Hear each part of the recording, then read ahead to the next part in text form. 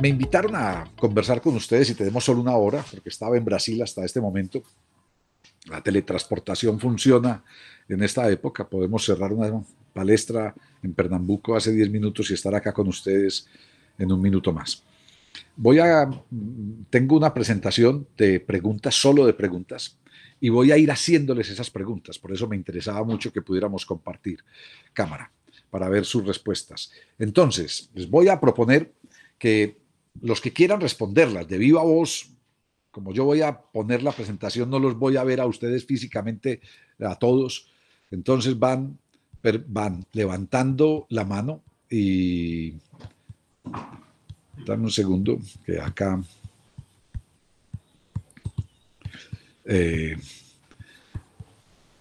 me dicen, por favor, si ahí ven una presentación. ¿Alguien me dice, por favor? Se ve perfecto. Se ve muy bien, listo. Sí, se ve. Bien. Sí. Yo en este momento dejé de verlos a ustedes. En veces. Bien, se ve. Algunas veces. Y si evaluamos. Exacto. Como no los veo, ustedes van a responder verbalmente, por favor. Ahí está mi correo electrónico, uso Twitter, uso Facebook, tengo un Instagram, pero creo que nunca he publicado nada. Y bueno, entonces, primero esta pregunta, y quiero que la piensen un momento, quiero que la anoten en sus cuadernos o en su celular o donde sea. ¿Con qué preguntas llegan ustedes a esta conversación? Y quiero que esas preguntas las manden al chat del Meet, que pongan esas preguntas y que digan desde dónde las mandan. Están desde Cali, están desde Bogotá, están desde Álvaro Obregón en Ciudad de México, están desde Córdoba. ¿Desde dónde están? Entonces, ¿con qué preguntas llegan ustedes a esta conversación? Dejo de presentar, voy al chat y quiero ver con qué preguntas llegan ustedes a esta conversación. Una pregunta al menos por cada uno. Yo estoy viendo que en este momento estamos 15 personas aquí en la charla. Me encantaría tener al menos 15 preguntas en el chat. Entonces, por favor, escriben. Ivonne dice el poder de las preguntas en la vida cotidiana. Horacio pregunta cómo podemos mejorar nuestras estrategias de evaluación. Perfecto. O sea, además con el poder de las preguntas en la vida cotidiana, mira lo que tengo por acá. El maestro de las preguntas, Paulo Freire. Que además acabo de nombrarlo, en esta además que es una edición bellísima de las lecciones de Paulo Freire, en esa permanente defensa de la libertad, de la construcción de la autonomía, y para la construcción de la autonomía y para la construcción de la libertad solo son viables las preguntas. Si nos entregan las respuestas y obedecemos a las respuestas, eso no es el ejercicio de la autonomía ni el ejercicio de la libertad. Si la educación es básicamente el ejercicio de autonomía, la pregunta es absolutamente necesaria. Bueno, a todas les pedí un favor y es que en el chat de la presentación del Zoom escriban sus preguntas. Solo veo las de Horacio. Bueno, María de la Luz, muchas gracias. ¿Cómo analizar las preguntas? Entonces, tengo 3 preguntas de Horacio. ¿Por qué consideras que nuestra formación no nos ha especializado en preguntar? Yo creo todo lo contrario, Horacio. Yo creo que no nos especializamos en preguntar. Incluso tarde va a aparecer una pregunta que tiene que ver con esto, y es, no preguntamos. Creo que no nos preguntamos. No solo que no preguntamos, no nos preguntamos. Vas a ver, tengo 12 preguntas. Yo no sé si alcance a llegar a todas al final de la charla, pero una pregunta nos va a ir llevando a la otra. Blanca Cecilia pregunta. Más que pregunta, en mi experiencia como profesor universitaria, llegué a una conclusión, que la pregunta es una iniciación para un real aprendizaje. Perfecto. María de la Luz regalaba Aguilar. ¿Y cómo ir recuperando las respuestas? Bien. Blanca, pero me encantaría que además de tu afirmación, te preguntaras con qué pregunta llegas a esta charla. Simplemente. A mí me encanta iniciar las conferencias en físico y en digital con preguntas. Yo me refería en que Perdón por interrumpir, pero me refería a que nos hemos especializado en preguntar, porque generalmente asociamos la evaluación con hacer preguntas Bien, y no mirar respuestas. bien, Hacemos bien. preguntas, preguntas, preguntas, no pensamos mucho en la pregunta, pero nos especializamos en hacer preguntas. Y lo que tendríamos que ver es analizar esas preguntas, que pienso que es lo que usted nos quiere informar, compartir, es analizar esas preguntas para que permitan hacer una evaluación y tener las respuestas adecuadas. Pero Bien, bien, somos bien. especialistas en preguntar nosotros, Claro, para evaluar. me gusta esa vuelta de tuerca que le das, esa otra mirada que le das. Me gusta y vas a ver que la segunda o tercera pregunta tiene mucha relación con esto que estás diciendo, Horacio. Entonces, Blanca, lo que te decía, me encanta la afirmación que haces. Has llegado a una conclusión. Pero me imagino que llegas a un taller de estos también con preguntas. Yo siempre, doy clases en la universidad, en fin, y todos mis semestres los inicio con los estudiantes, la primera sesión de 3 horas, la inicio solo con sus preguntas. ¿Con qué preguntas llegan? Y por ejemplo, les cuento, hace 2 semanas inicié un curso de 8 semanas en una universidad privada de Bogotá, la Tadeo Lozano, en una maestría de gestión cultural. Es un módulo de un semestre. El semestre son 16 clases de 3 horas cada uno. Las primeras 8 clases las dio un amigo, Hernando Parra, y las 8 segundas las doy yo porque coordinamos así por imposibilidad de tiempos él y yo. Entonces, empecé mi módulo diciéndole al grupo, voy a diseñar el sílabo, es decir, el formato de clases para las 8 clases a partir de esta. Yo quiero saber ustedes en su tercer semestre de maestría, en el cierre de la maestría, en el cierre del módulo, con qué preguntas llegan, para que no se convierta esta clase en lo que muchas veces es la educación primaria, secundaria o incluso universitaria. La educación se convierte en una cantidad de respuestas a preguntas que yo no me hago. Y estudiantes nuestros de 14 años, preguntándose por la vida y por el placer, preguntándose por el mundo real, y nosotros salimos todo el año con la diferencia entre monocotiledonas y dicotiledóneas. Y entonces uno dice, a ver, o como decía Calvin, en Calvin y Hobbes, que me encanta Calvin y Hobbes, para mí Calvin es el nuevo Mafalda, o sea, yo creo que todos hemos crecido desde esta generación y en educación, por supuesto, con Mafalda, pero Calvin y Hobbes, que es una maravilla, este niño de 6 años, Calvin tiene una de sus tiras donde llama a la librería, ¿sí? A la biblioteca municipal, perdón, ¿sí?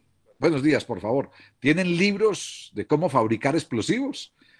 Sí, eso estoy preguntando. Libros de todos los pasos para fabricar explosivos. ¿Cómo que no tienen?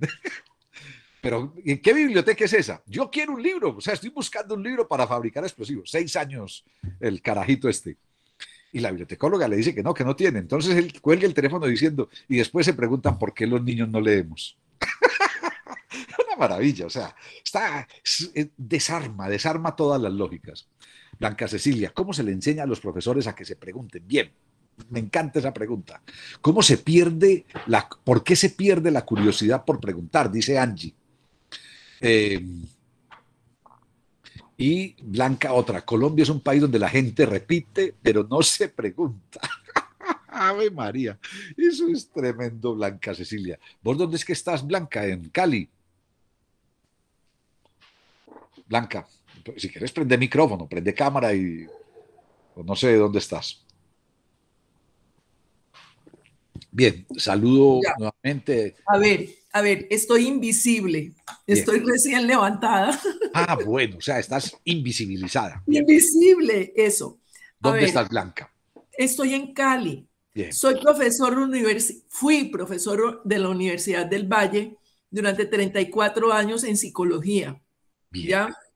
Y mi sueño fue formar maestros, ayudarles a que se preguntaran sobre el niño, porque en la educación lo que ha habido es la pelea del contenido, que es lo que hay que enseñar, a qué edad se enseña y cómo se enseña, pero al sujeto que se le enseña está desaparecido de ese triángulo que habría que tener allí. Bien, perfecto. Me aterra vivir en un país donde en política la gente repite, repite y repite. Si vos decís ya y nadie piensa, estamos en un periodo electoral y yo estoy enferma de ver que la gente, o sea, ¿qué está pensando de este país? Además de que tenemos unos políticos que lo único que hacen es insultarse, pero nadie se pregunta qué necesita Colombia en este momento. ¿Qué es lo que tenemos que hacer? No podemos seguir con un Mesías, por favor, además con un Mesías que es enfermo, ¿ya?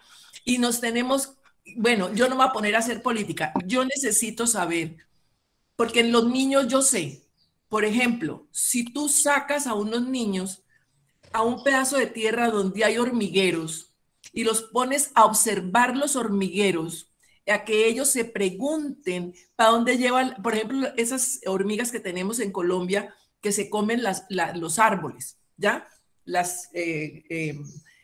Que se pregunten para dónde llevan esos pedazos de hoja, dónde está el hormiguero, por qué ellos desfilan en fila recta, por qué hay unas que van, otras que vienen, qué hacen con las hojas metidas adentro del hormiguero. Todas esas preguntas llevan al niño a que si tú le das una lectura para que se las conteste esas preguntas, el niño va a leer de manera distinta. Así, si tú coges en una clase de ciencia y le digo, para mañana tienen que leer sobre las hormigas, en la página 45. ¿Sabes que me hiciste acordar de algo, Blanca? Sí. Muchas gracias, Blanca. Además, me encanta la discusión sobre la política, porque creo que no es un asunto solo de Colombia, creo que es un asunto de Latinoamérica, estos caudillismos que nos han hecho tanto daño. Blanca se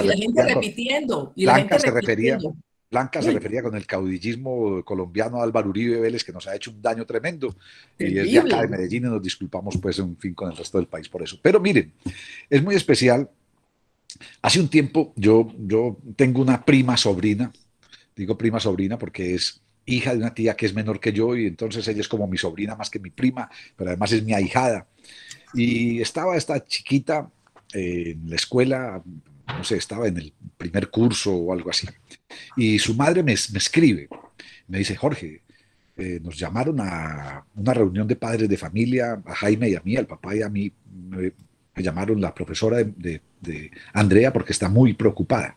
Le dije, ¿por qué está preocupada? Y me dice, porque la pusieron a pintar unas gallinas y pintó unas gallinas verdes. Y la profesora dice que eso no es normal.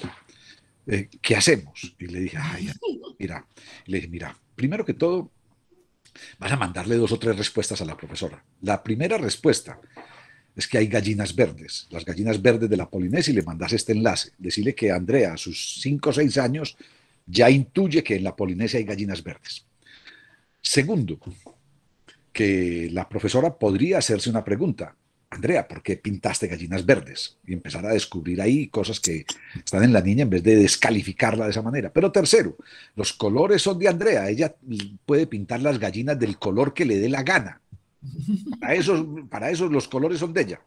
Entonces, que no le pongan a pintar, como decía Ellen Buckley, que no le pongan a pintar a todos los niños y niñas las cosas de la misma manera, porque después no se va a saber cuál es el trabajo de uno y cuál es el trabajo de otro. Entonces, bien, Horacio, gracias por tu comentario. Considero que somos corresponsables de nuestro rol de la situación que vivimos. Debemos aportar a modificar nuestras sociedades. Una gota de agua no hacia el mar. Bien, voy a volver a presentar. Voy con la segunda pregunta. Y ya veo que me voy a quedar corto, pero me encanta que nos quedemos cortos. Voy con la segunda pregunta. Ustedes les preguntan a sus estudiantes con qué preguntas llegan a sus clases. Ustedes les preguntan a sus estudiantes con qué preguntas llegan a sus clases.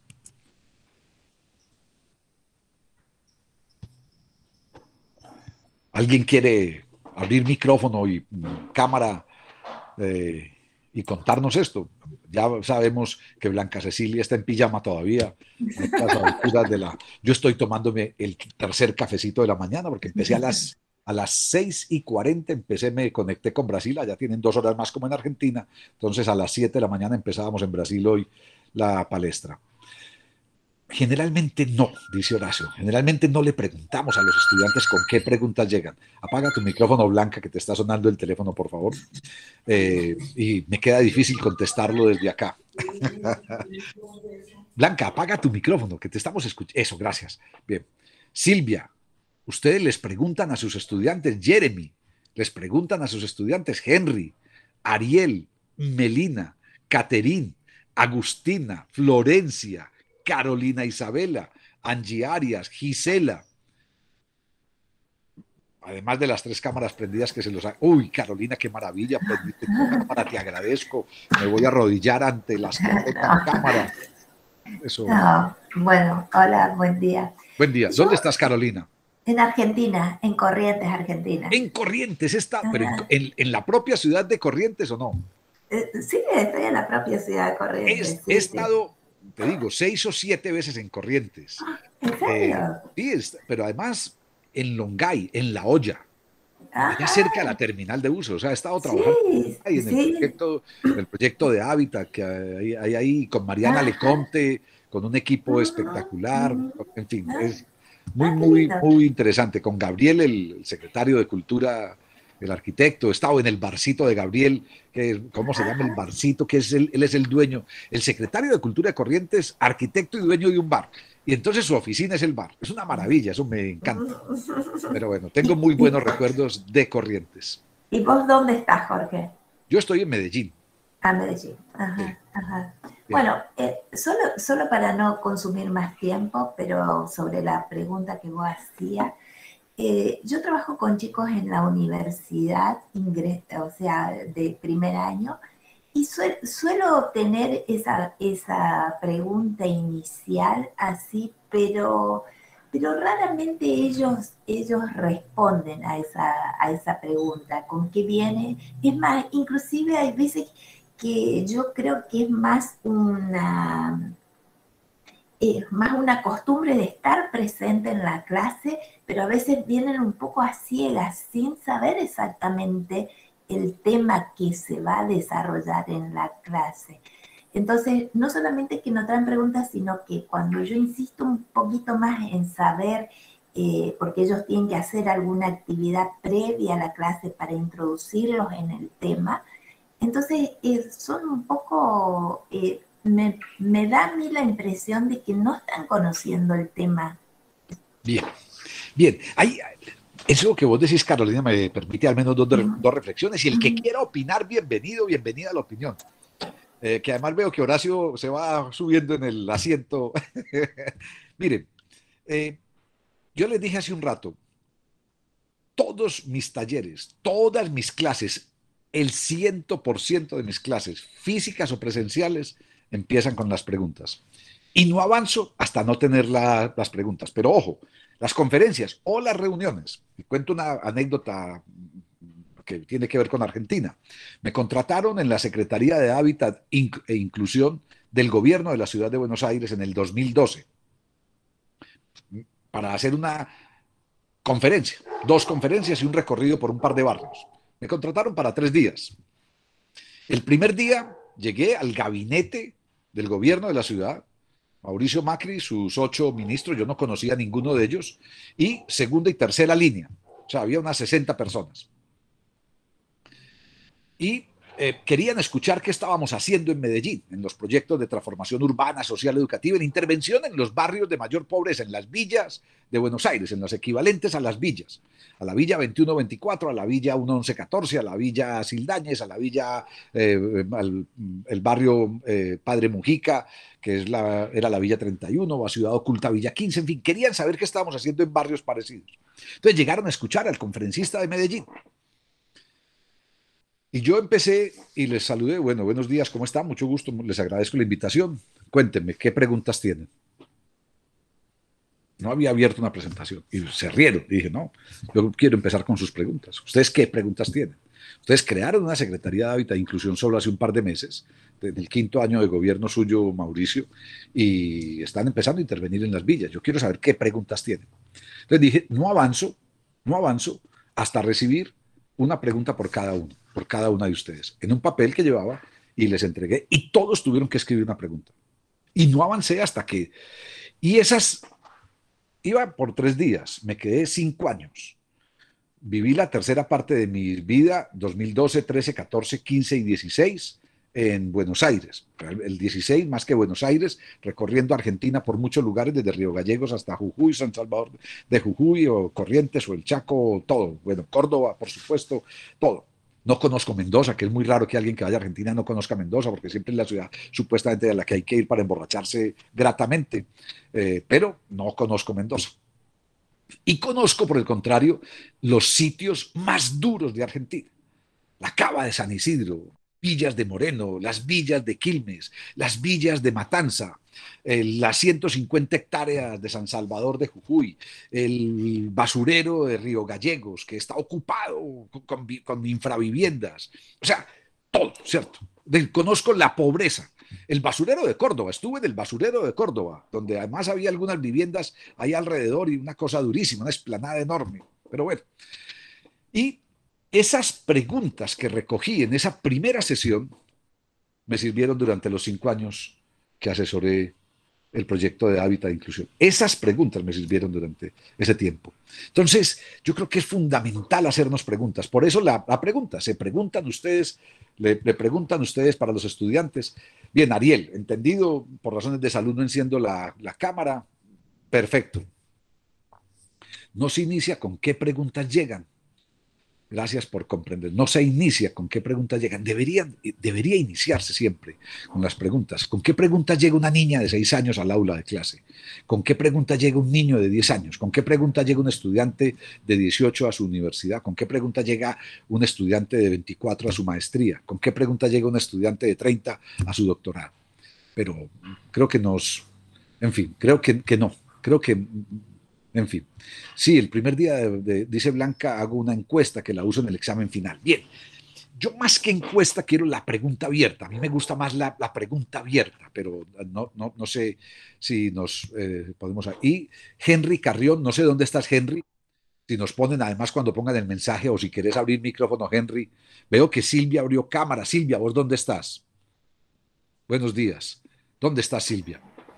Buenos días, profe, a todos también. Buenos Yo estoy en Brasil, en Pernambuco. ¡Ah! Yo acabo de salir de Pernambuco, acabo Sí, de terminar una sí, palestra con el Sesqui de Pernambuco. exacto. Yo estaba viéndote y lo puso en Twitter para ver dónde estaría ahora. Es que yo anuncié en la palestra de Pernambuco, anuncié que me venía para acá y que por eso tenía que cortar el panel y les dije dónde estaba y que en mi Facebook, y como dicen ellos, que todo lo terminan en i. Yo digo que sí hablar brasilero, porque los brasileros todo lo terminan en i. Facebook, Internet, pingui pongi. Al ping pong le dicen pingui pongi. El picnic, piquiniqui. Entonces, bueno, ya sí hablar brasilero. Silvia, encantado, encantado. Hoy está en Medellín el secretario de Seguridad de Recife, Murilo Cavalcanti. Anoche cené con él. Es su viaje número 35 a Medellín en 15 años, y de aquí, digamos, se ha llevado las lecciones aprendidas, y de aquí nacieron entonces, como decía ahora en la palestra del Sesqui, los COMPAS, los Centros Comunitarios de Paz, que solo para ustedes busquen, mire, para todo el grupo, busque COMPAS, Centros Comunitarios de Paz Recife, busquen usinas en Belén de Pará, unos edificios tremendos, usinas, así usinas, como la usina de las artes ahí en La Boca, pero usinas en Belén de Pará, en Brasil, o busquen utopías en Iztapalapa, en Ciudad de México, ciudad vecina de Álvaro Obregón, de donde es aquí María de la Luz. Iztapalapa, busquen las utopías.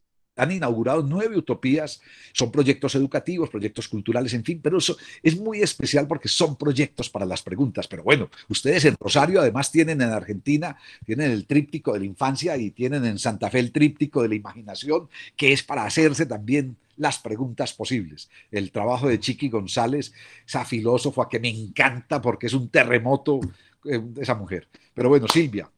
Henry dice, considero que es fundamental iniciar con preguntas porque partimos con la experiencia que cada persona tiene y las expectativas que pretende. Bien, gracias Henry, no sé dónde estás, pero bueno. Voy con ¿Dónde Un estás, gusto, Henry? un gusto. ¿Dónde Yo soy estás? de Loja, de Loja, de Ecuador. Ah, qué maravilla, hombre. Mira, ¿en qué departamento está Loja? ¿En Guayas? Estamos al sur, no, más abajo, al sur estamos en frontera exclusivamente con, esto es una ciudad pequeña pero muy acogedora, que Bien, recomiendo visitar. bien, bien. ¿Sabes que la Y semana pasada, respecto, sabes, y Henry, que la respecto a semana las pasada, dale, dale. Sí, perdón. Y respecto a la situación de las preguntas, de siempre iniciar con preguntas, yo considero que es primordial iniciar con preguntas, porque eso como que llama la expectativa, llama la atención de las personas que están en el auditorio o del aula o de la clase, y más que todo se llega como a especie de diagnosticar cuál es la experiencia que ha tenido en referencia al tema a tratar. Y eso es fundamental para poder diagnosticar y partir y ver, incluso analizar el público o las personas que se tiene por delante. Bien, Henry, a lo que acabas de decir, que me gusta, le complemento lo que dijo ahora Blanca Cecilia de la pregunta, ella decía la pregunta por el niño, es decir, la pregunta por el sujeto, no solo por el objeto. Lo voy a poner en estos términos. No es solo ese niño o esa niña o ese joven o esa joven como objetos de aprendizaje, sino como sujetos. Es decir, yo incluso cuando hago las preguntas en clase, inicio, les digo, miren, vamos a hablar. Voy a empezar con preguntas. ¿Con qué preguntas llegan? Y les digo, pueden hacer preguntas conceptuales, preguntas metodológicas, preguntas operativas, preguntas académicas, preguntas existenciales. Pueden hacer preguntas de ignorancia o preguntas de saberes, porque son distintas.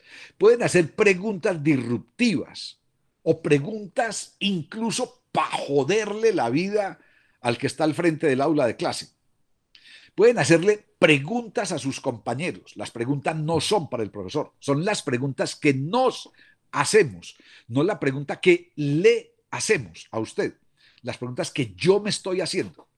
¿Con qué preguntas llego? No para que Jorge, o Horacio o Silvia me las respondan, sino para yo buscar respuestas o nuevas preguntas a esa pregunta que me estoy haciendo. Las preguntas paradigmáticas también, o las preguntas que rompen los paradigmas. Vamos a ver algo de eso. Voy a poner una tercera pregunta y nos vamos a meter. No sé, Silvia, que no te dejé hablar. No sé si querías decir algo. No, profe, Bien, tranquilo. bien. Bueno, muestro otra vez. Me dicen si están viendo la presentación. ¿Están viendo la tercera? ¿Sí o no? Sí, Bien. Sí, profe. Tercera pregunta. Tercera pregunta. Miren esta. Simplemente podrían hacer ustedes una lista mental en un minuto de las principales preguntas que se hacen realmente sus estudiantes. En un minuto. Y lo voy a contar acá el minuto. Está contando ya.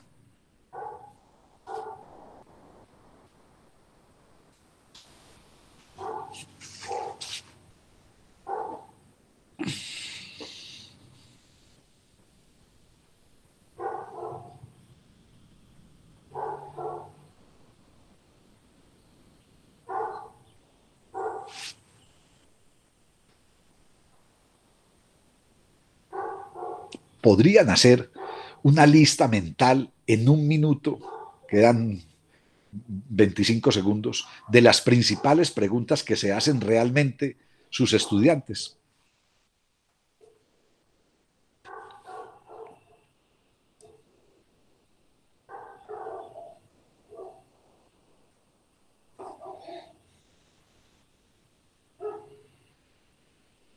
Cinco, cuatro, tres, dos, uno.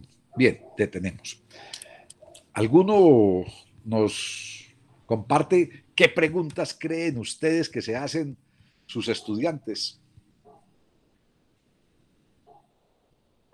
¿Cómo se puede aplicar eso que dice la Yo teoría?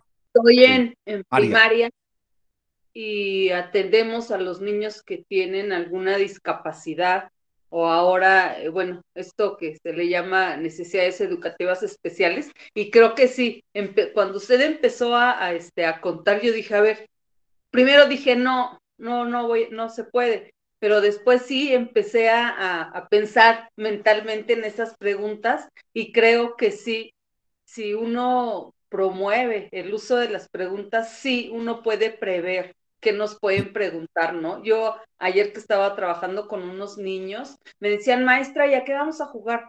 ¿Y ahora qué vamos a ver, maestra? ¿Y cuándo vamos a volver a venir, maestra? ¿Y por qué ahora nos dio billetitos, maestra? ¿Y mañana por qué no nos va a dar monedas, maestra? Y entonces yo dije, sí es cierto, o sea, sí, no, creo que a veces uno no, o no nos detenemos como a pensar, pero ayer que estuve yo con estos niños, me di cuenta que sí te preguntan, pero que a veces creo yo que como adultos no nos detenemos a analizar estas preguntas, ¿por qué me está preguntando eso? Y tampoco les daba yo una respuesta, ¿no?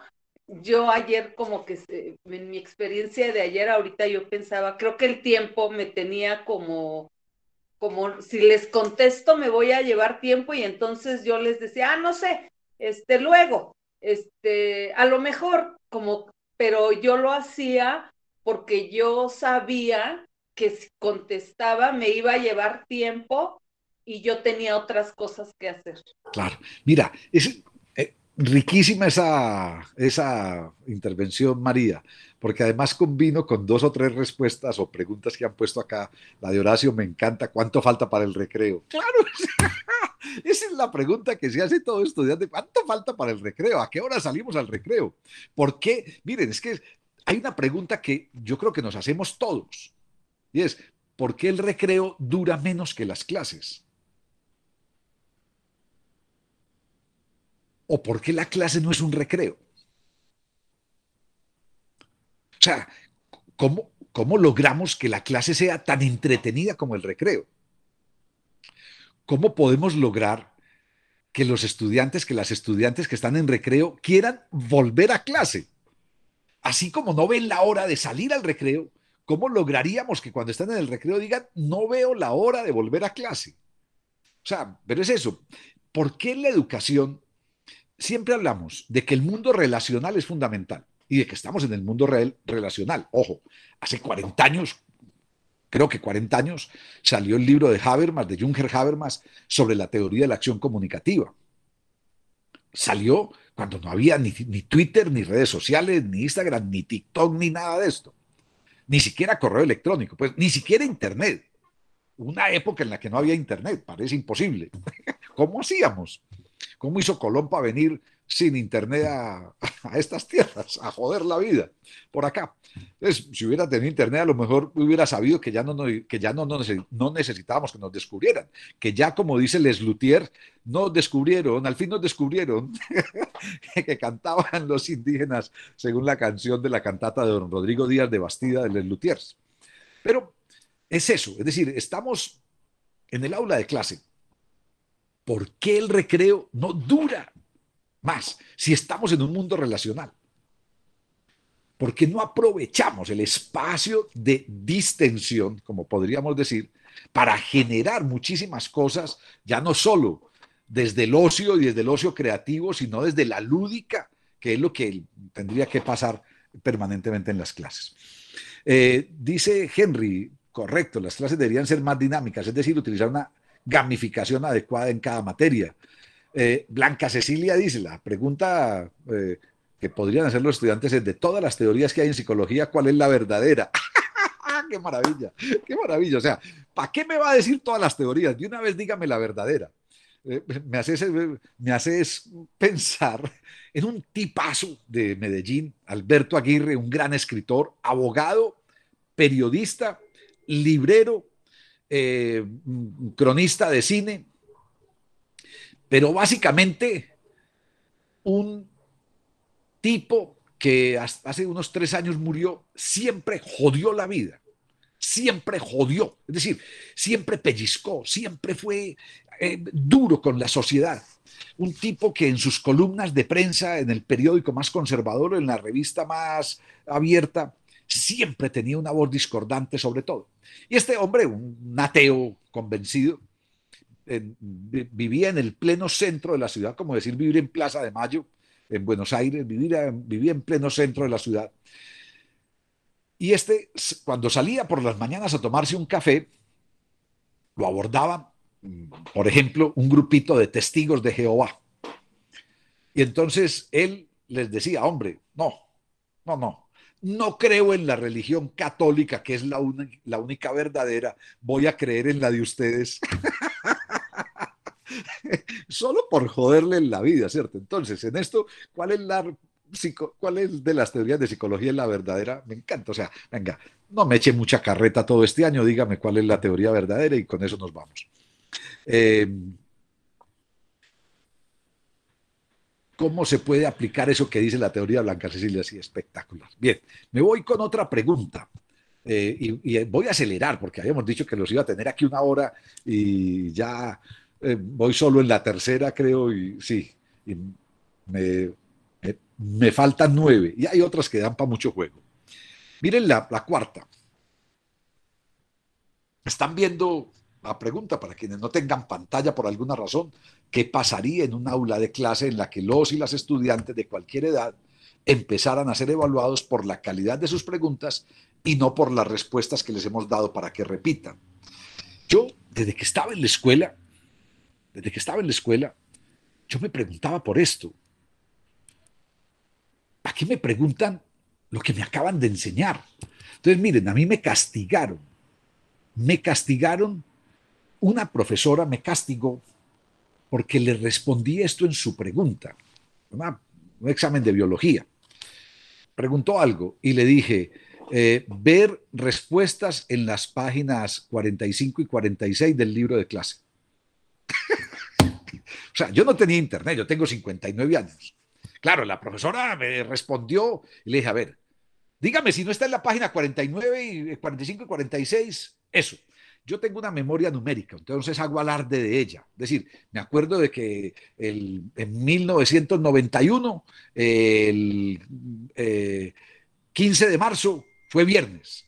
Y ustedes buscan y fue viernes, el 15 de marzo de 1991.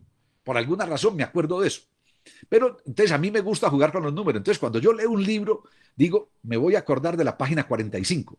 Y casualmente la profesora me preguntó por lo que había en la página 45.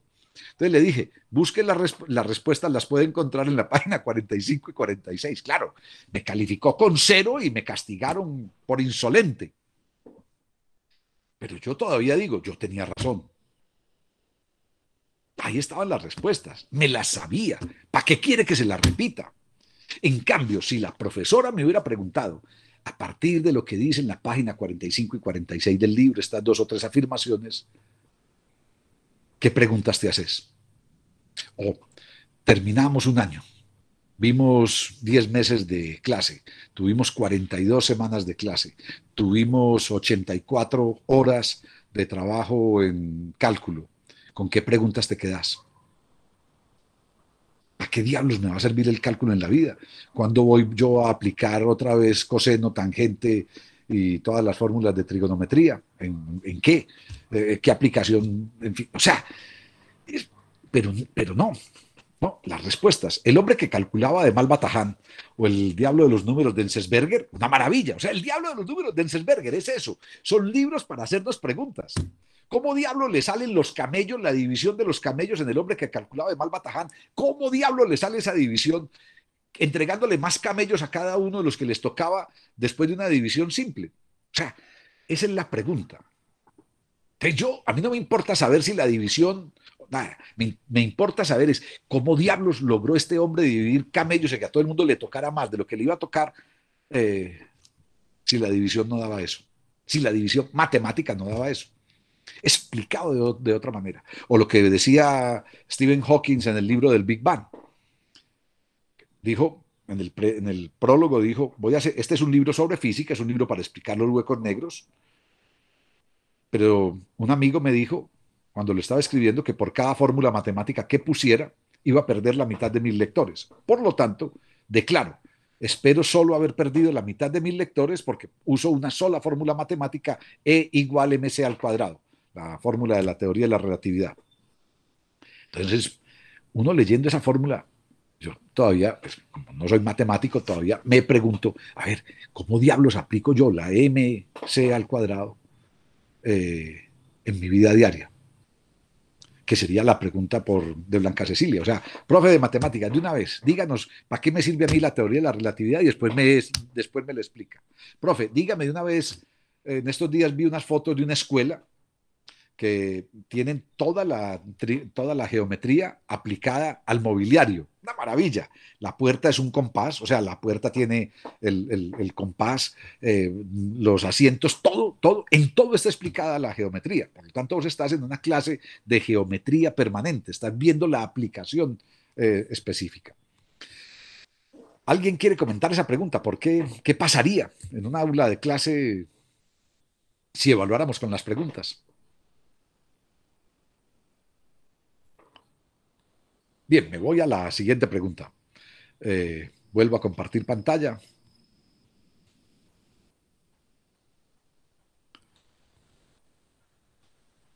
Cinco. ¿Cuáles son las preguntas que necesitamos en las aulas? Y les complemento, ¿qué tal si pensamos en las preguntas cretinas? Preguntas cretinas que podríamos hacernos. No solo hacernos. Por eso resalto el nos en mayúscula. ¿Cuáles son las preguntas cretinas que podríamos hacernos o que necesitamos en las aulas? ¿Qué tal si jugamos aquí un rato entre nosotros y soltamos algunas de esas preguntas que podríamos hacernos en las aulas?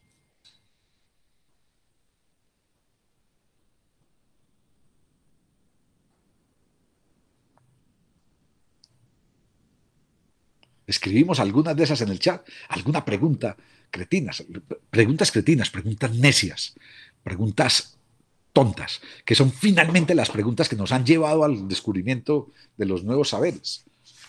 O sea, la pregunta tonta, la pregunta cretina es, por ejemplo, esa que nos decía Blanca Cecilia. A ver, esa hormiga, ¿para dónde diablos lleva esa hoja? ¿O qué está haciendo? ¿Cuáles son El chat dice que no está disponible en este momento, no podemos escribir. Ah, ¿qué pasó? ¿Por qué? No sé si Agustina está por ahí. Agustina, no sé qué pasa con el chat. No sé, Agustina, si estás por ahí. A ver, yo veo el chat.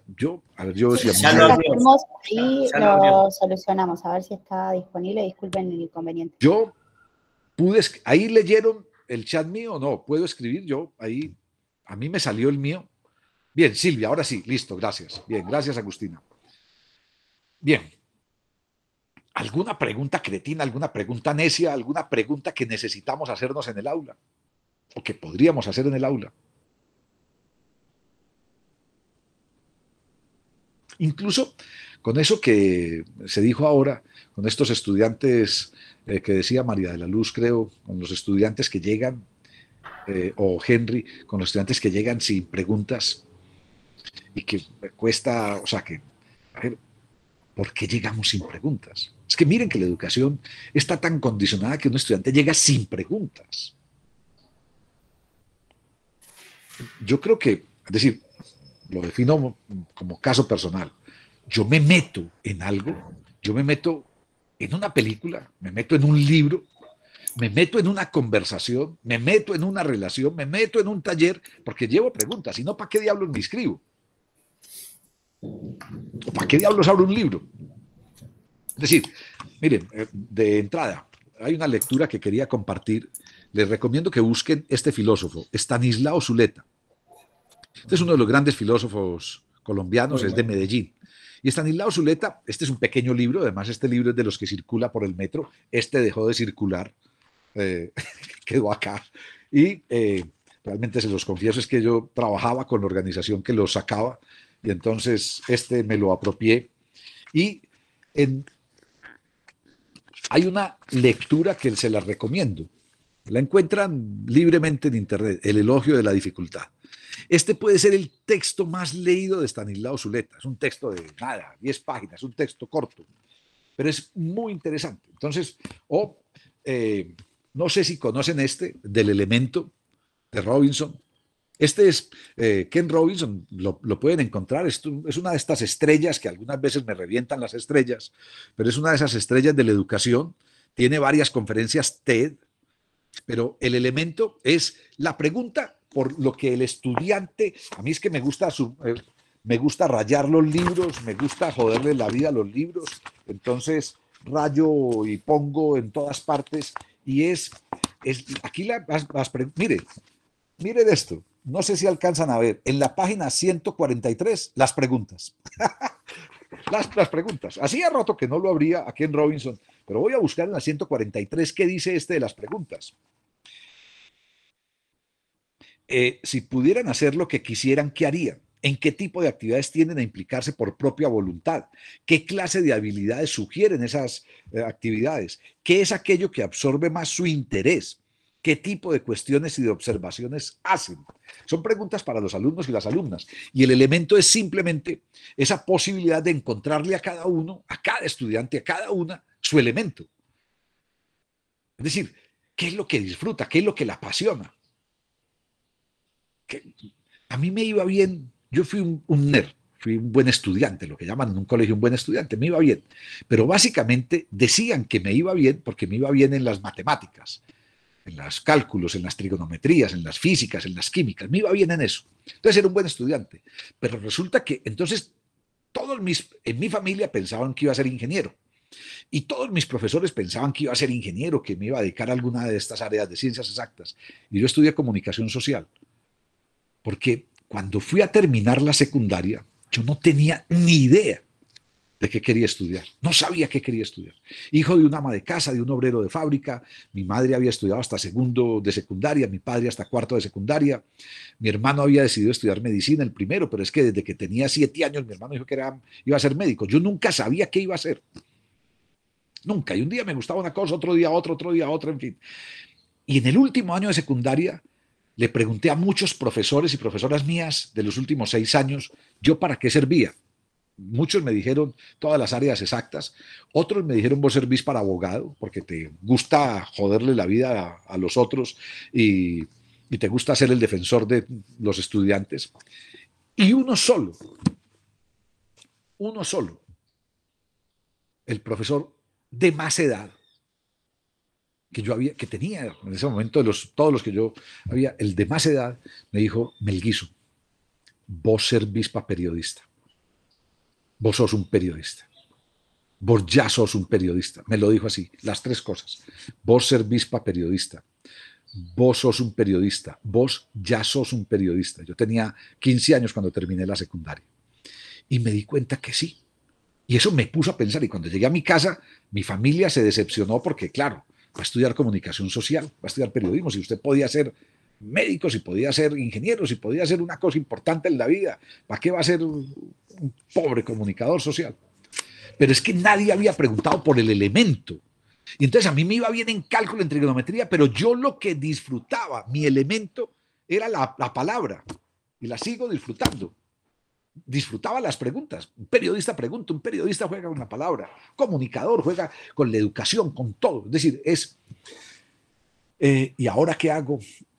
Dice Horacio, y van a hacer una pregunta de los estudiantes. ¿Para qué preguntamos si las respuestas nunca son definitivas y nos generan más interrogantes? ¡Qué maravilla! Esa me encanta. ¿Para qué preguntamos si las respuestas nunca son definitivas? Me encanta esa. Me encanta. Esa es una maravilla, Ivonne, desde Bogotá. Miren, oficialmente me quedan 4 minutos. Yo no tengo problema en seguir, pero algunas de ustedes van a seguir en el seminario. Me dijeron media hora como de un descanso para refrigerio, para ir al baño. Nos van a traer el refrigerio a cada uno en la pantalla. Pero yo ya me tomé el cafecito, café colombiano, por supuesto, café de origen, cultivado a 2 horas de Medellín y servido en una taza que hace mi esposa. Mi esposa es ceramista. Entonces esta taza se hace en mi casa. Aquí les decimos pocillos a estas tazas. Pero bueno, vuelvo a presentar y voy muy rápidamente con otras preguntas. ¿Cuáles deberían estar? ¿Cuáles preguntas deberíamos estarnos haciendo hoy en medio de la pandemia y después de lo que hemos vivido en 1 año y medio? Voy a leer 2 o 3 preguntas y lástima porque quería trabajar sobre cada una de ellas, pero yo mismo me como el tiempo. ¿Cuáles preguntas deberíamos estar haciéndonos hoy en medio de esta pandemia y después de lo que hemos vivido en 1 año y medio? Dos preguntas de una amiga, que fui su jefe hasta el año pasado. Yo dirigí educación y cultura en una gran organización colombiana que se llama Confama. Es una organización de 4.600 empleados y empleadas, se llaman cajas de compensación familiar. Silvia, es lo más parecido en Colombia a los SESCI, que se financian con los salarios de los trabajadores del comercio, en el caso brasilero los SESCI, pero en Colombia se financian con el 4% del salario del 100% de los empleados y empleadas que estén en una nómina pública o oficial. Se llaman cajas de compensación familiar y existen hace 65 años. Yo fui el responsable, que además no se llama ni director, ni presidente, ni coordinador, no, responsable de educación y cultura en Confama hasta mayo del año pasado, y en plena pandemia me retiré después de un año y medio para volver a este trabajo que disfruto mucho más, que es el de conferencias y asesorías. Mayra, una mujer de 27 años hoy, en un trabajo que hicimos sobre las preguntas en educación, escribió muchas preguntas, pero hay dos que traigo para esta charla. ¿Cómo hackeamos nuestros propios paradigmas para lograr que la educación y el sistema educativo sea movimiento y transformación permanente? Y esta, ¿por qué en la universidad tenemos que graduarnos de una sola cosa y no podemos armar una carrera como un Lego, hecho de muchas áreas del conocimiento diferentes? O sea, esas preguntas de Mayra me parecen espectaculares. La universidad debería ser como un Lego. De hecho, ya hay universidades en este momento que están buscando ser como un Lego.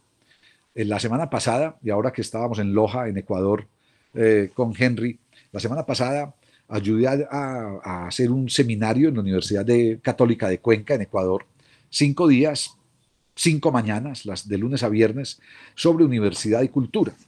Y el vicerrector de la Universidad de La Rioja, en España, dijo esto, que además es la evidencia. La pandemia nos aceleró una situación que ya veíamos venir.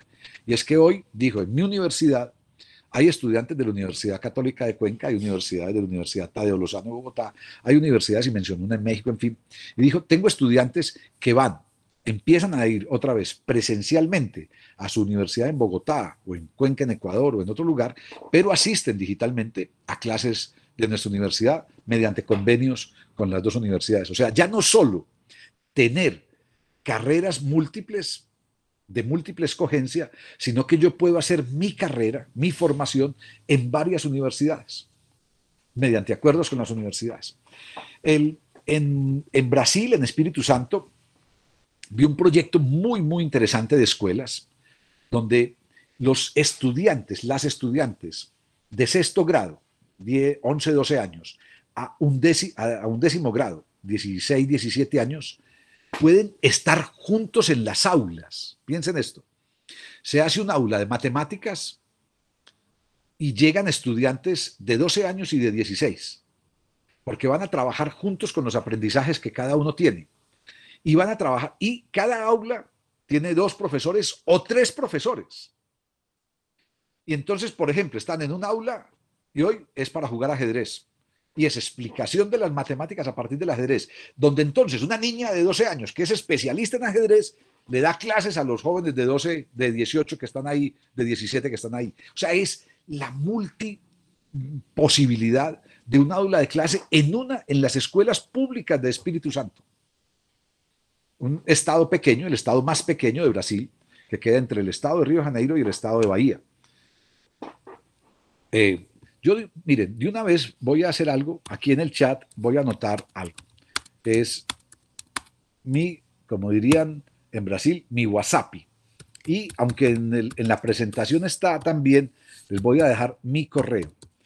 Por si alguien se va, ya son las 10:31, por si alguien se va, que se tiene que ir porque lo tenía previsto hasta las 10:30, les quedan estos y les puedo mandar estas preguntas y les puedo mandar algunas otras cosas más de referencias, en fin, si me escriben, me dicen quiénes son, de dónde escriben, en fin, y con mucho gusto ahí está el WhatsApp, que como dicen, el Zapi, que además ya dicen en Brasil, el Zapi. Elizabeth Iturra acaba de conectarse. Elizabeth, llegaste justo para la despedida. Muy buenos días. Vamos a seguir un par de minuticos más. Acabo de poner en el chat de Elizabeth, lo puedes ver, mi correo y mi teléfono para alguna cosa. Pero voy a mostrarles, antes de abrir otra vez conversación para el cierre, voy a mostrarles las otras preguntas que tenía y que escribí para este taller y que no llegué por ambicioso. En tiempos de algoritmos, ¿cómo logramos en las aulas romper los algoritmos que nos imponen las redes sociales y otros medios de comunicación? Yo les confieso, yo le hago trampa a Netflix. Netflix, empiezo a ver una serie cualquiera. Entonces, claro, empieza a mostrarme todo lo que yo debería ver. Entonces, pongo otra que no vería nunca en la vida. Alguna telenovela mexicana.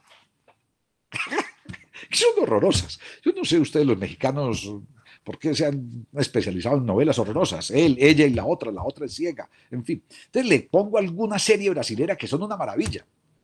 O le pongo a Las 4 estaciones en La Habana de Leonardo Padura. ¡Prum! Y ahí mismo me rompe el algoritmo.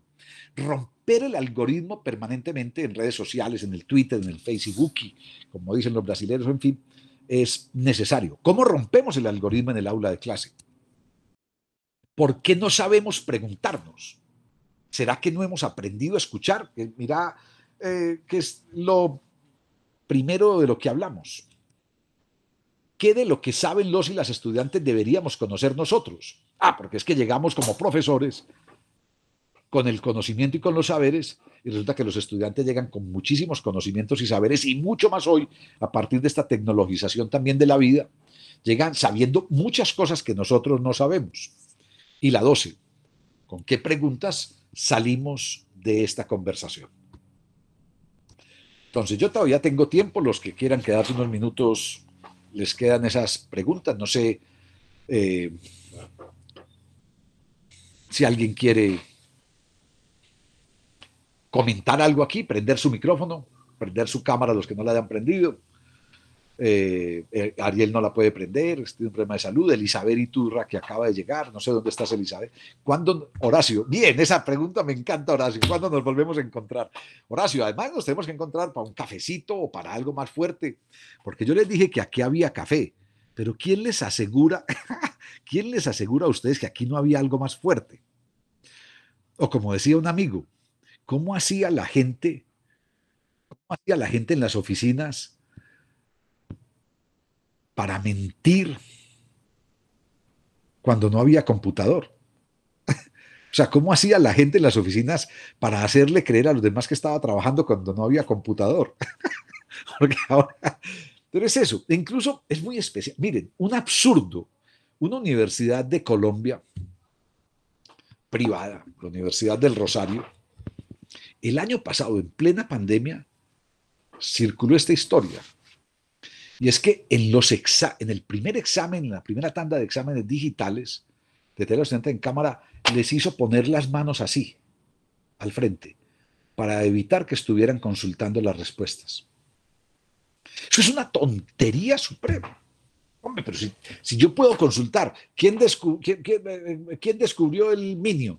Listo, entonces busco acá, no tengo ni idea, pero aquí está. Yo no necesito acumular eso, necesito saber dónde lo busco. Lo que necesito es otro tipo de cosas. Entonces, ¿para qué diablos me dicen que tenga las manos? O sea, es el concepto anterior a la educación de que... Es más, hay un concepto tonto en la educación, es que no podemos copiarnos del alumno, del compañero. La educación debería impulsar el copiarnos del otro. Es decir, el trabajar en grupo. Nos hacen una pregunta.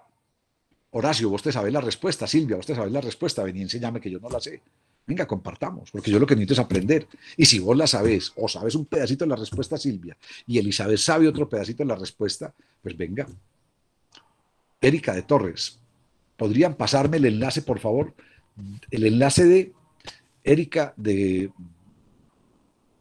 ¿Qué enlace estás pidiendo que no te entiendo? De este taller. Bien, Agustina creo que todavía está por acá, espérate, te lo paso yo. Lo que no sé, estará subido a la web del Congreso desde el viernes. Bien, aquí te está diciendo el equipo, estará subido a la web del Congreso desde el viernes, ya que no estuve, no es copiar, es como dices, trabajar en grupo. Bien, bien, sí, está bien. Sí, tal vez usé la mala palabra, pero es que no mire al compañero, ¿no? Yo lo que tengo que hacer es mirar al compañero. Miren, hay una escuela, la escuela Holberton. busquen la escuela Holberton. La escuela Holberton es una escuela de cuarta revolución industrial, de lo que llaman las 4 Rs. Pues toda esta tecnologización de Big Data, de inteligencia artificial, de tercera dimensión, en fin. La entidad con la que yo trabajaba con Fama compró una franquicia de la escuela Holberton que está en Estados Unidos, basado en el modelo de París, y es una escuela donde los estudiantes, miren, se los explico brevemente, se reciben estudiantes, el único requisito es haber terminado la secundaria. No tiene otro requisito, haber terminado la secundaria. Se pueden presentar estudiantes de cualquier edad.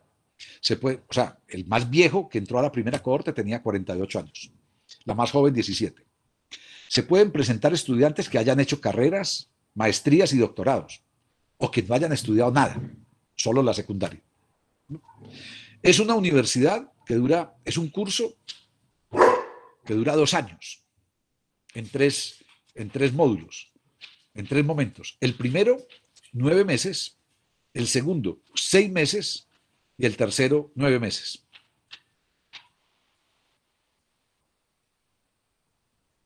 Solo tienen 15 días libres al año de vacaciones en esos 2 años. 15 días libres al año, solo. Se estudia de 7 de la mañana a al menos 5 de la tarde todos los días. Toda la formación es digital y se empezó un año antes de pandemia. Toda la formación es digital, pero en un aula de clase juntos, como en un coworking. Ahora ya volvieron a la presencialidad, pero pues, por supuesto, como todo el mundo se fue a la virtualidad o a la digitalidad.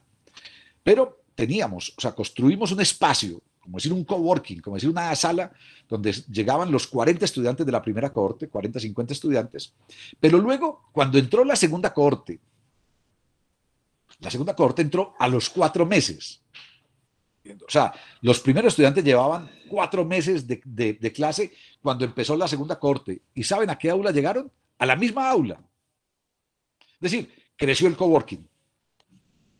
Entonces había 40, 50 estudiantes que ya llevaban 4 o 5 meses y se sumaron 40 o 50 estudiantes que empezaban de cero. Todo o casi todo en inglés, porque todo lo de tercera dimensión y todo lo de Big Data es en inglés, pero había estudiantes que no sabían inglés. Entonces, todas las mañanas, estudiantes que sabían inglés le enseñaban a los otros que no sabían inglés y compartían. Todos los trabajos se hacen en grupo. Al mismo tiempo, están conectados por pantalla en el aula de clase con estudiantes en San Francisco, con estudiantes en Nueva York, con estudiantes en Bogotá, con estudiantes en Medellín, al mismo tiempo. O sea, las aulas tenían en vivo a estudiantes de otros lugares y todos los días se trabaja sobre un problema. A las 8 de la mañana cuando llegan, se trabaja sobre un problema. Y ese problema hay que resolverlo. ¿Y cómo se resuelve? Colectivamente. Es decir, yo le pregunto a mi compañero del lado y mi compañero del lado puede ser mi compañero que entró conmigo ayer o mi compañero el que está en la otra silla que entró hace 4 meses. O mi compañero puede ser el que esté en Nueva York o en San Francisco, o mi compañero puede ser el que esté en Bogotá. Y empiezo a resolver. Y las aulas durante el día solo tienen un monitor que ayuda a dinamizar todo esto y que pone en orden. Y paran 1 hora al día a conversar sobre un asunto nodal para todos, pero paran una vez a la semana, 3 horas, para recibir una palestra, como dirían en Brasil, una charla, una conversación sobre asuntos de ciudad. Yo, por ejemplo, que era el responsable de educación de la organización que teníamos toda esta escuela, yo la primera vez que fui a una conversación semanal de 3 horas, todo el mundo sentado en hamacas, en cojines en el suelo, en un salón disruptivo total, había rincones con un nido, una cama.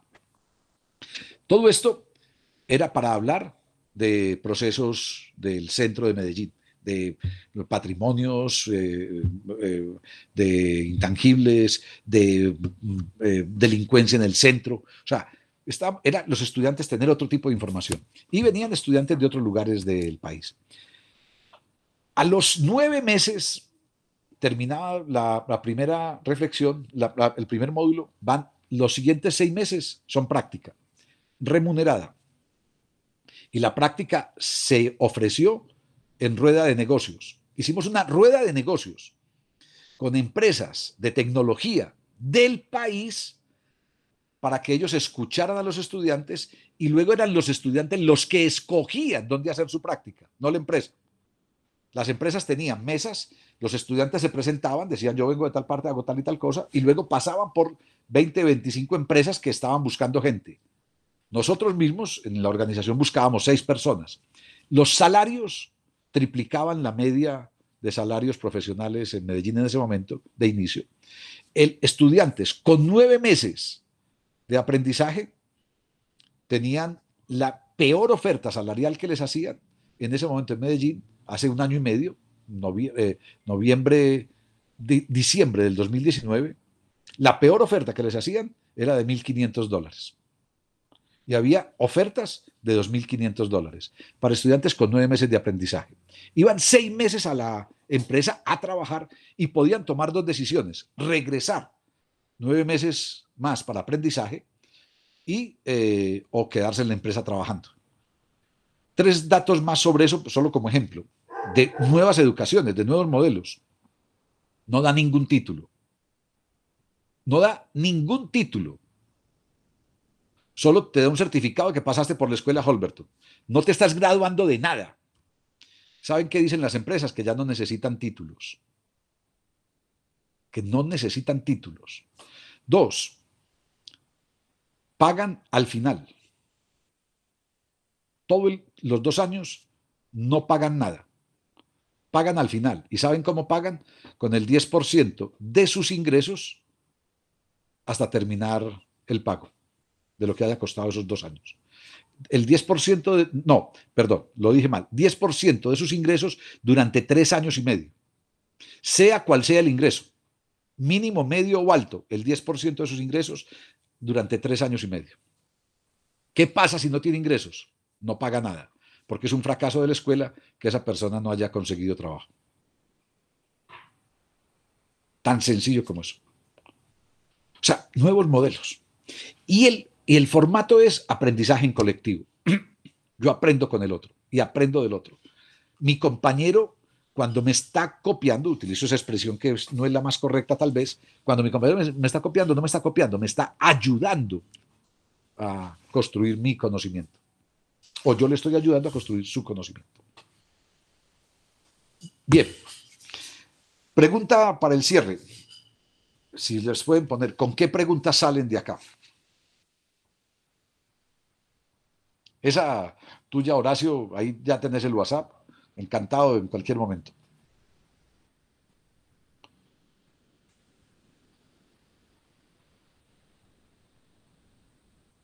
Ah, Elizabeth, estás en Temuco. Bien, qué bueno. He estado en tu ciudad, en Temuco. Estuve en el 2018 en Temuco. Estuve invitado por el Ministerio de las Culturas de Chile.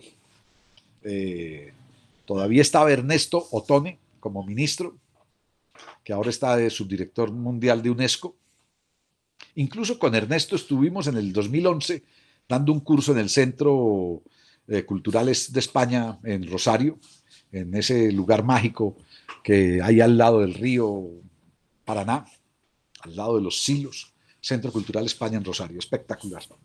Estuvimos Ernesto, Javier Brun de Zaragoza, que murió el año pasado de 60 años de infarto, y yo tuvimos una semana con un grupo de 40 personas de 5 países, de Brasil, de Paraguay, de Uruguay, de Argentina y de Chile. Y bueno, y en 2018 estuve en Temuco. Me encantó tu ciudad. Bueno, todo Chile es una maravilla. No se animaron con ninguna pregunta. ¿Con qué preguntas salen ustedes? Claro, les propongo que evaluemos a los estudiantes por las preguntas y no por las respuestas, y ninguno de ustedes se anima a la pregunta. Puede ser, repito, pregunta existencial, pregunta operativa, pregunta conceptual, pregunta metodológica, pregunta disruptiva, pregunta para joder el curso. Alguno podría preguntar, ¿todo esto para qué diablos nos sirve? O todo lo Blanca Cecilia, gracias por esta oportunidad. Mi inquietud actual es cómo trabajar con los jardines con las jardineras de los jardines infantiles para que cambien su forma de enseñar, o trabajar con los niños entre los 6 meses y 5 años.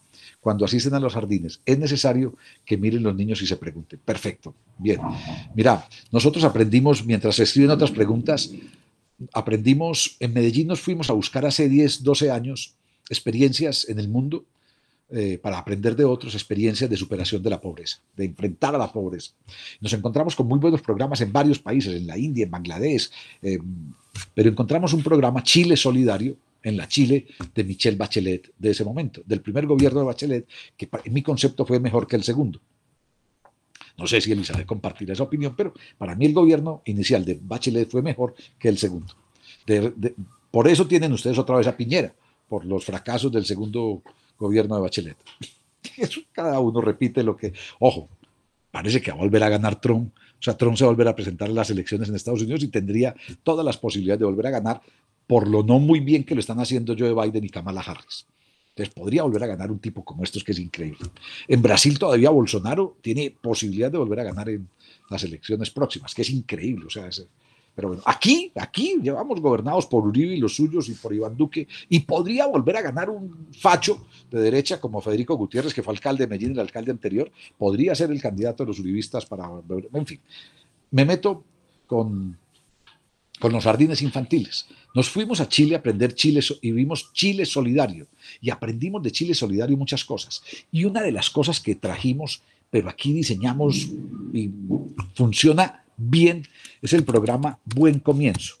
Y digo funciona bien, aunque el actual alcalde de Medellín, el actual prefeito, está intentando romper ese proyecto. Pero es un proyecto para 0 a 6 años que tiene muchísimas estrategias de aprendizaje distintos y que se enfoca, se diseñó el modelo pedagógico, y a partir del modelo pedagógico se diseñó el edificio arquitectónico que debe contener. No se diseñó el edificio y luego el modelo pedagógico. Se diseñó el modelo pedagógico y luego el edificio que debe contener ese modelo pedagógico. Entonces, hay cosas bien, bien interesantes. Bien, nadie más escribió preguntas. Yo vi a Ivonne escribiendo y pensé que estaba escribiendo las preguntas. Horacio, muchas gracias. Un placer escucharlo, compartir este momento. Muchas gracias, Horacio. Ivonne, ¿cómo lograr que la pregunta sea interesante y trascienda en las diferentes edades? Generar el gusto por preguntar, evitando el temor a hacerlo. Pero me encanta esa pregunta. Gracias, Ariel, por tu comentario. Gracias. Ahí tienen mi correo y tienen mi teléfono. Silvia, encantado de vernos 2 veces, primero en Pernambuco de 7 a 9:30 y ahora aquí a través de los amigos argentinos y argentinas en esta charla, en esta conversación. Bien, como no veo más preguntas, cerramos. Me disculpan que me fui 20 minutos más allá de lo que ustedes tenían previsto. Vayan al baño, descansen, tómense un café o lo que quieran y ingresen otra vez al Congreso, que los está esperando con otra de las intervenciones ahora. Un abrazo, muchas gracias a Escuela Plus por la invitación, muchas gracias a Agustina, muchas gracias al equipo de producción de JetViews por acompañarme en esta tarea. Y bueno, Ivonne, Silvia, Horacio, Blanca Cecilia, Elizabeth, Ariel, Jeremy, Gisela, Jorge González y las demás personas que estuvieron y las que van a ver esto después, porque aquí estuvimos un grupo interesante, pero esto sigue porque se verá luego las ventajas de la digitalidad. Entonces estas cosas quedarán rodando para que las compartamos también con amigos y amigas. Y ahí quedaron mi teléfono y mi correo. Cualquiera que vea esta transmisión en cualquier momento, con mucho gusto por acá desde Medellín, para conversar con ustedes. Un abrazo. Nos vemos en una próxima.